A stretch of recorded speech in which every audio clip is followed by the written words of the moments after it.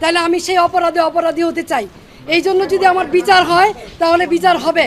কিন্তু নারায়ণগঞ্জ শহরে 21 বছর আপনাদেরকে আমি সেবা দিয়েছি, কোনোদিন কেউ বলতে পারবেন না যে আমি কখনো প্রতিহিংসা পরায়ণ হয়ে অন্য কোনো দলের প্রতি আঘাত করেছি অথবা কাউকে আমি কোনো ধরনের বৈষম্য আচরণ করেছি।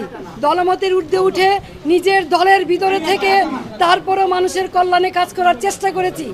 বিরোধ সত্য, মতভেদের সত্য, এই শহরের নারায়ণগঞ্জবাসীর জন্য এমন কোনো জায়গা নেই যেখানে প্রতিবাদ করি নাই। তৌকি হত্যা সহ সকল হত্যাকাণ্ডে যখন নারায়ণগঞ্জবাসী একদম চুপ ছিল, কেউ কোনো কথা বলে নাই, তখন আইবি আওয়াজ তুলেছে, এই শহরের মানুষকে কথা বলা শিখিয়েছে, অন্যায়ের বিরুদ্ধে প্রতিবাদ করা শিখিয়েছে। আজকে সেই আইবিকে কিসের জুলুমে, কিসের কারণে, কী কারণে গ্রেপ্তার করা হচ্ছে আমি ঠিক জানি না।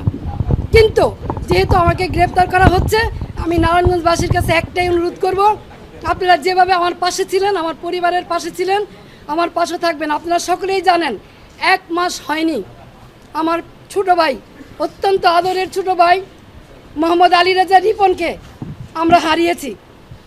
আর সেই ভাইয়ের সুখ এখনো বুঝতে পারি নাই।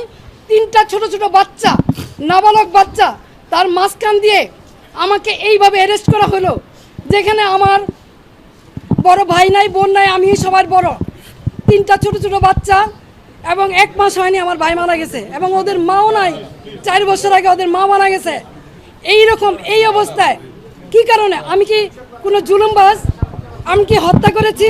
আমি কি চাঁদাবাজি করেছি? আমি কি নারায়ণগঞ্জ শহরে এমন কোনো রেকর্ড আমার আছে যে আমি কোনোদিন কোনো বিরোধী দলকে আঘাত করেছি? তাহলে কিসের জন্য, কি কারণে, কোন ষড়যন্ত্রের কারণে, কার স্বার্থে আমাকে অ্যারেস্ট করা হলো?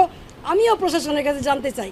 বর্তমান যারা সরকার আছেন, সাম্যের কথা বলেছেন, বৈষম্যের বিরুদ্ধে আপনারা আন্দোলন করেছেন, সরকার হটিয়ে নতুন সরকার এসেছেন, তাহলে কি এই বৈষম্য?